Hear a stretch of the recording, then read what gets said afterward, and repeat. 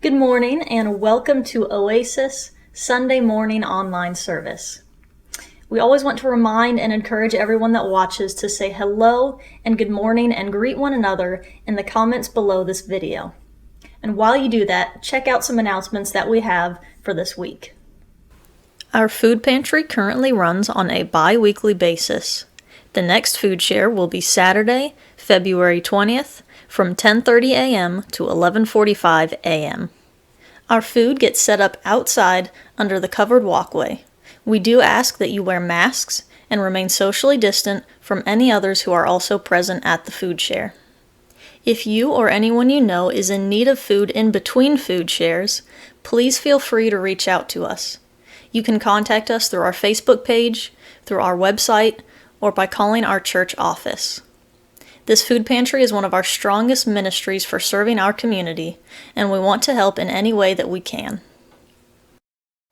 Every Thursday evening, we host a prayer service video on our Facebook page. This is just a brief time for us to be able to pray over the needs of our community, our church members, our country, and even our world. If you have any requests you would like prayed over, you can leave them in the comments during a prayer service video. You can message us through Facebook, or you can contact us through our website. We hope you'll join us this Thursday at 6 p.m. on our Facebook page. For our members who financially contribute to the church, we do have 2 digital options for you to be able to continue to give. If you go to our website, oasisconwaygardens.org, there is a tab that says Give. Under that tab, you'll see the 2 options of Give Online or Give by Text. You'll also see a third option that says Give by Mail. The instructions on how to follow through with each of these are listed there under the Give tab. Don't forget to stay connected with us through social media. You can find us on Facebook and YouTube under the name Oasis at Conway Gardens, and you can also find our website at oasisconwaygardens.org. You can stay updated on all things Oasis and our ministries through our Facebook page and through our website. You can also view our current and past sermon videos through all 3 of our accounts: Facebook, YouTube, and our website. Thank you again for joining us this week for our message. We hope you enjoy the message and the time of music, and we hope to see you here again next week. Good morning, Oasis. One of our favorites of all time, Victory in Jesus. Please sing it with us.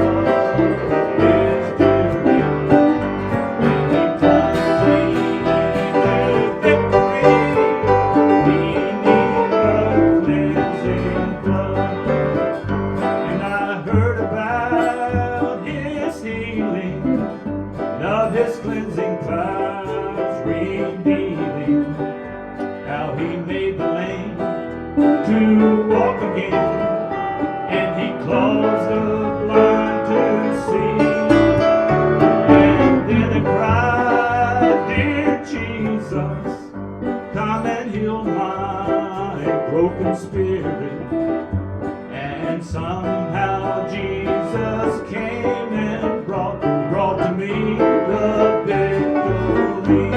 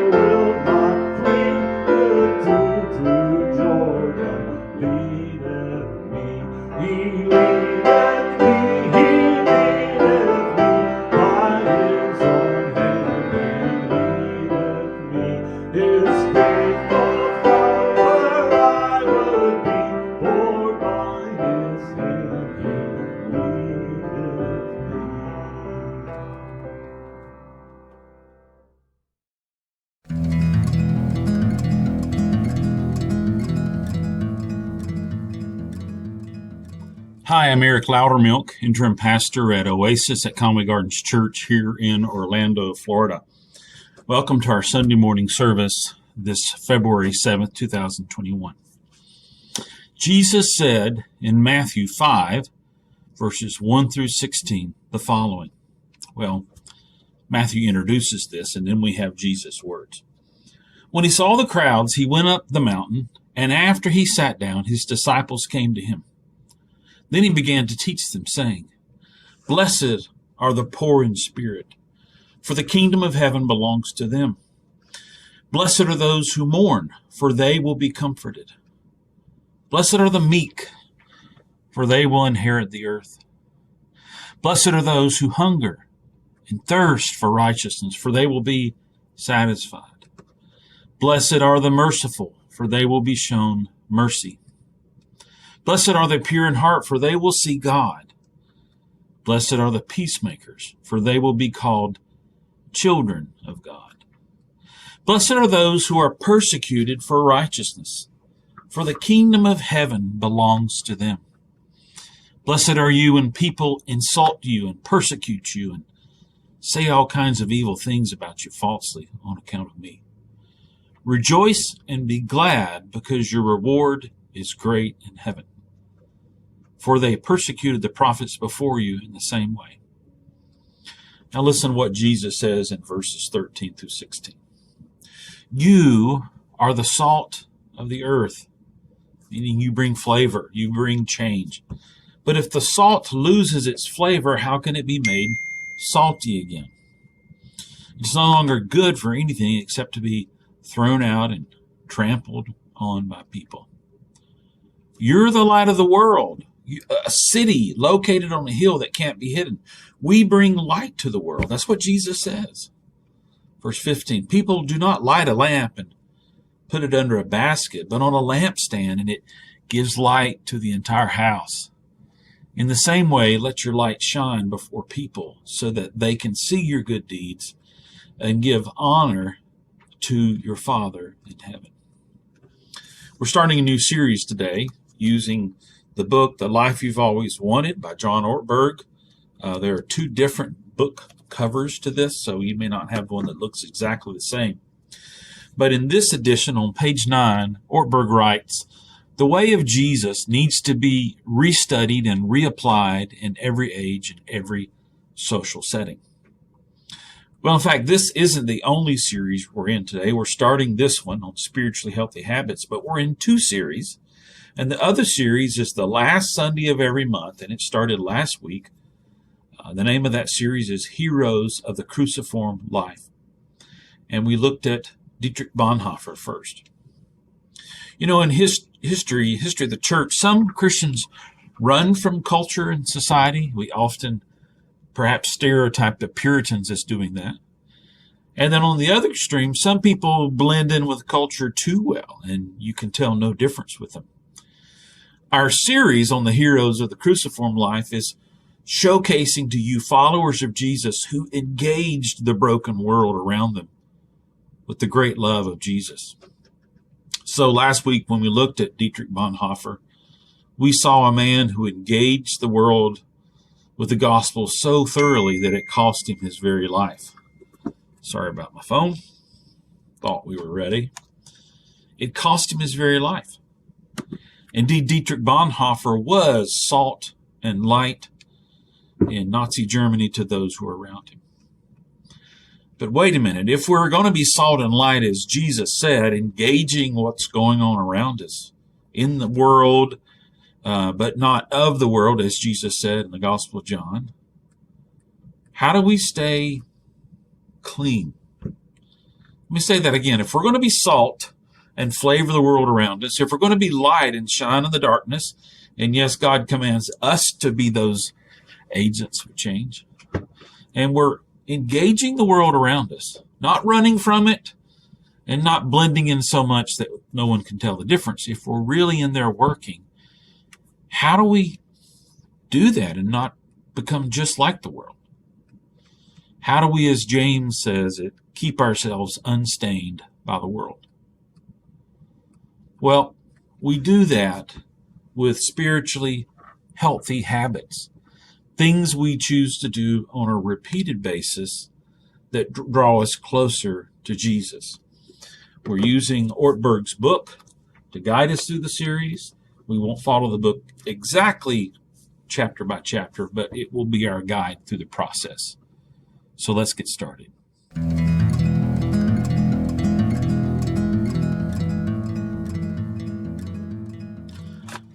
Some of you know by now that I really like to go hiking on the Appalachian Trail primarily, and I typically get to do most of that in the summer. Last summer I went and lost, I think, 9 pounds. Had a good hike, one of the best ever. But things in the area of physical health and bodily weight on the scales haven't gone so good since then. I maintained the weight, my post-trail weight, through the early months in the late summer and early fall. But then when October hit, and then November hit, and then December hit, I was pretty disappointed in my ability to manage my weight and to stay in shape. I think I gained somewhere around 16 pounds by January 1st from the weight I had when I got off the Appalachian Trail this summer. Pretty disappointed in myself and pretty disgusted. Well, the book that we're using, and of course, addition to Scripture, John Ortberg says on page 11, I'm disappointed with myself. I'm disappointed not so much with particular things I have done as with aspects of who I have become. I have a nagging sense that all is not as it should be. And when I got into the first week of January, I had a nagging sense that all is not as it should be in my physical body. You know, I've been in ministry of some form for, I don't know, am I 56? Over 30 years. I started informally in my late teens. And there's one thing I see in the faces of many Christians, and I've seen it on the faces of many congregation members, attenders, and members at Oasis. And that's a certain disappointment in the face of many, that things are not the way they ought to be. Many of us are quite down on ourselves. We know something's wrong, either in our families or in our personal life, and we know they ought to change, that somehow we ought to be transformed. And so Paul tells us in Romans chapter 12, verse 2, don't be conformed to this present world, but be transformed by the renewing of your mind, so that you may be able to test and approve what is the will of God, what is good, well-pleasing, and perfect. I have a couple of friends in my life right now who have expressed great displeasure at where they are in their walk with God. In fact, the way we behave in non-spiritual matters proves that Paul is on point in what we all long for. We all long to be transformed. And so Ortberg, another quote on page 20, just really stuck out to me. The desire for transformation lies deep in every human heart. This is why people enter therapy, join health clubs, get into recovery groups, read self-help books, attend motivational seminars, and make New Year's resolutions. The possibility of transformation is the essence of hope. And I do hope that this series will help you move from disappointment to hope in your life for transformation in spiritual matters. But you may ask, how? How do I do this? Well, Paul himself, again, lays out a basic set of instructions in Colossians 3 that we're going to look at as also a kickoff scripture for this entire series. And then I'm going to make a few more comments, and then we'll let you do some reading this week. Let's look at Colossians 3 for a minute. Therefore, if you've been raised with Christ, keep seeking the things above, where Christ is seated at the right hand of God. Keep thinking about things above, not things on earth, For you have died, and your life is hidden with Christ in God. When Christ, who is your life, appears, then you too will be revealed in glory with him. So put to death whatever in your nature belongs to earth: sexual immorality, impurity, shameful passion, evil desire, and greed, which is idolatry. Because of these things, the wrath of God is coming on the sons of disobedience. You also lived your lives in this way at one time, when you used to live among them. But now put off all such things as anger, rage, malice, slander, abusive language from your mouth. Don't lie to one another, since you have put off the old man and his practices, and have been clothed with a new man, that is being renewed in knowledge according to the image of the one who created it. Here there is neither Greek nor Jew, circumcised nor uncircumcised, barbarian, Scythian, slave, or free, but Christ is all in all. Now hang with me. Let's look at Colossians 3:12 and wrap up this little bit of reading. Therefore, as the elect of God, holy and dearly loved, clothe yourself with a heart of mercy, kindness, humility, gentleness, and patience, bearing with one another and forgiving one another. And he goes on to say things like, if someone happens to have a complaint against you, forgive each other just as Christ has forgiven you, and so forth. Talks about how we're bonded in love. There's 4 or 5 commands Paul has in this chapter, Colossians 3, that I want to single out for you as a rough skeleton for what we're going to be doing in this series. And then the rest of the series is trying to make it flesh and blood, because who wants to be preached at? We all would rather have someone meet with us and show us how to do things, and that's the goal of this book in the series. So in verse 1, Colossians 3:1, he says, keep seeking things above. So that's one verb of action here. Keep seeking things above. Verse 2, keep thinking about the things above. So seek and think. Verse 5, put to death whatever in your nature belongs to earth. And he goes on to list all these things. So we have seek things above, think about things above, put to death whatever is below. Verse 8, and put off such things as, and he lists another list of bad things: anger, rage, malice. And then in verse 12, clothe or put on. And in fact, in the original language, it's the same term of putting off, taking off clothes, put on. So we're going to seek things above, think about things below, put to death bad things. I think I just fumbled over my words. We're going to seek things above, think about things above, put to death things that are below, sinful things, and put them off, take them off, like taking off a piece of clothing, and we're going to put on, we're going to clothe ourselves with the things of God. And again, this series is going to be about the practical aspects of doing that. John Ortberg has even, in the introduction, said that he thought about calling this book Dallas for Dummies, because one of the great authors about spiritual healthy habits, his name is Dallas Willard. And through the 2,000 years that the church has experienced since Jesus ascended into heaven, the church has honed and refined very practical ways to do this. And there's been a lot of confusion about how to do it. And so this is sort of spiritually healthy habits for dummies. And trust me, I've had a long history of trying and failing in this area. And though I'm disappointed with certain things in my life, I am pleased with some of the ways God has been graceful to me and shown me ways that I can grow. And it's my hope that this series will help you do that.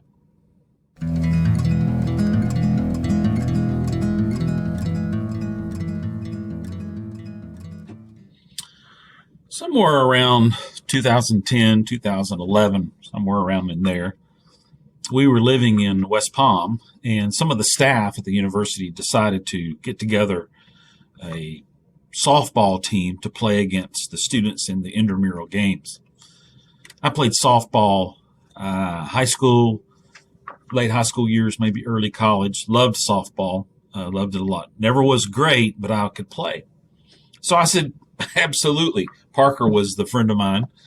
He lives in Seattle now, but Parker said, can you play with us? And I said, certainly. I'm pretty good at that. I can play. So I failed miserably. I had not swung a bat in years, and I used to could connect very easily. And I think I struck out or popped up or something.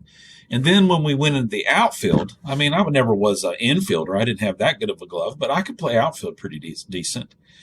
And the ball was hit, a pop-up fly, and it was shallow in front of me. And I took off running really hard to get to it and catch it, just assuming things would like they would be always had. And I had 2 cramps in the top front of my thighs. And I just froze dead in my tracks. I was so humiliated. Well, in my gym workouts, since January of this year, I'm having to build up muscles to do things that years ago came easily. But ironically, I don't notice problems in my legs anymore. Why? Well, for the last 10 years or so, I've been doing a decent amount of hiking. Now, in the hiking community per se, I'm a wee pup. There's some people who do 2,000 or more miles a year. I'm lucky if I get in 100. But I do train my legs more than I do my upper body. But I also find that if I don't train the lower body, I have a hip problem that comes back and so forth. But for the most part, those stay away because I keep up that training. Now I have to work on my shoulders and my biceps. I've had some muscle atrophy in here and kind of shocked at what I can't do there. Paul, in his letter to the church at Corinth, referred to the Isthmian Games that happen there regularly, second only to the Olympics. Our author, John Ortberg, refers to this and quotes another scholar saying that probably Paul might have seen the actual Isthmian Games that happened in AD 51. So that may be what Paul's referring to when he says the following in 1 Corinthians 9, 24 through 27.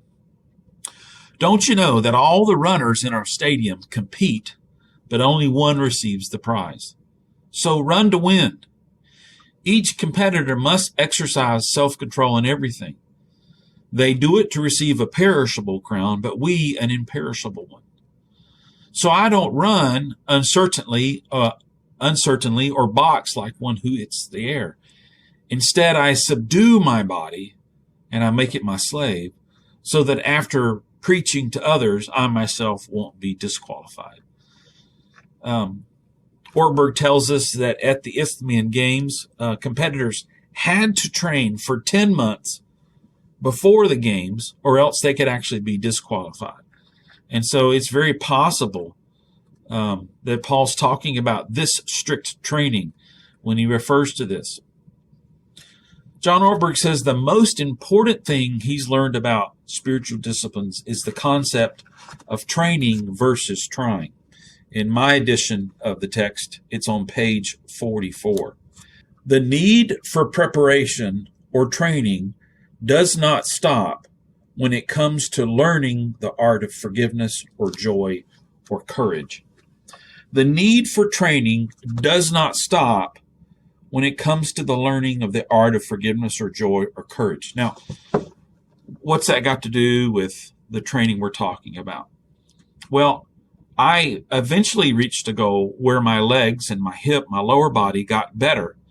But what happens if I stop that training? Yeah, I'm going to have those problems again, especially as I age. And this concept, even though I think this might be the third time I've read this book, I've really been slow to get this concept. And so I care that you understand it. I really do. So in a weird way, spiritual healthy habits are about a goal. And Ortberg is very careful to say the goal is twofold: to love God more and to love our neighbors as ourselves, which happens to be the vision of Oasis at Conway Gardens. Loving God, loving our neighbors as ourselves. So it is goal-oriented, but it's not that when you reach a goal, boom, you can stop. That's trying. And that's his analogy of training versus trying. Trying is once you get something done, you're done. So can you imagine going to an Olympic game with no training and just trying really hard to throw a javelin however many yards competitors do? No. Athletes train before and they train afterwards and they keep training. And we're not trying to reach a certain level of spirituality so we can check off the box. Unfortunately, that's what most of us think. I want to get to a certain level of spirituality. Boom. And I'm good enough for God. No. The good enough for God was taken care of by God. In fact, this letter to the Corinthians, Paul's writing to a church that's sleeping with prostitutes, arguing over which teacher's best. They're divided. There's a guy sleeping with his stepmother. There's people going to temples of pagan gods, and they're eating meat sacrificed to idols in a way that causes others to stumble. And yet, in the opening verses of this letter, Paul says that God will hold them guiltless. They're certainly not training very well, but they're guiltless. You see, we're not trying to be good. We're staying in training. In fact, our time here on this earth can be pretty rough.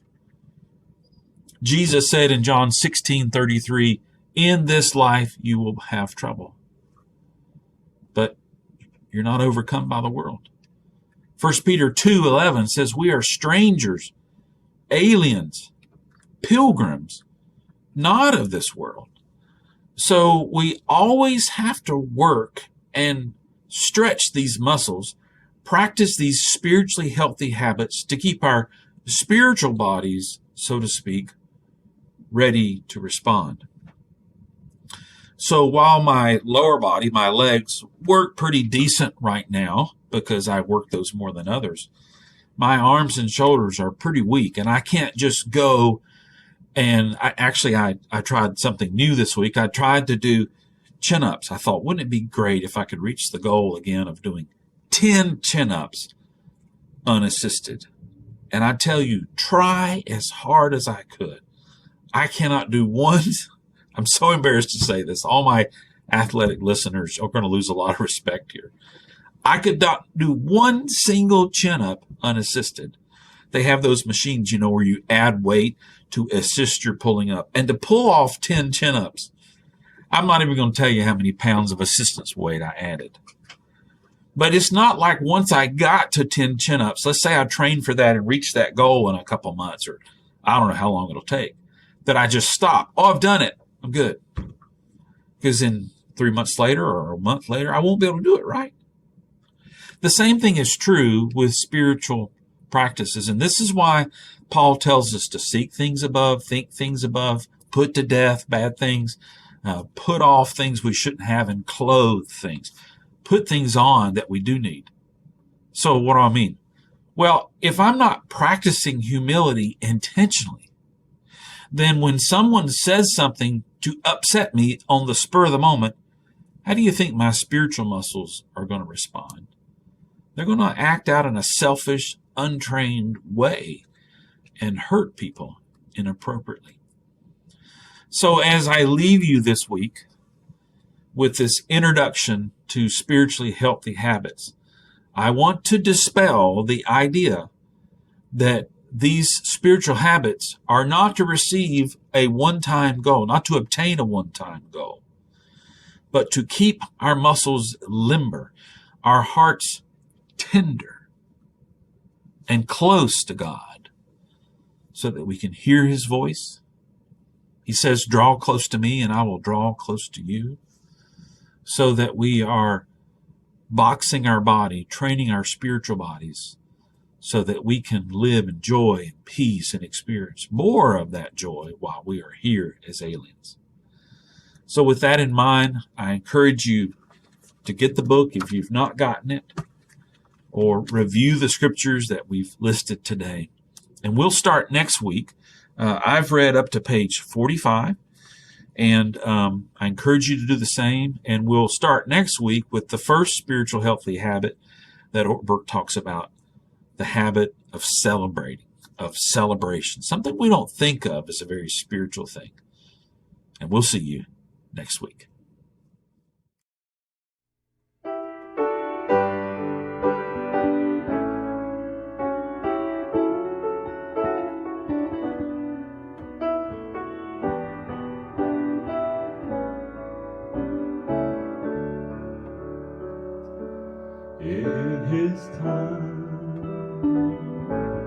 In His time,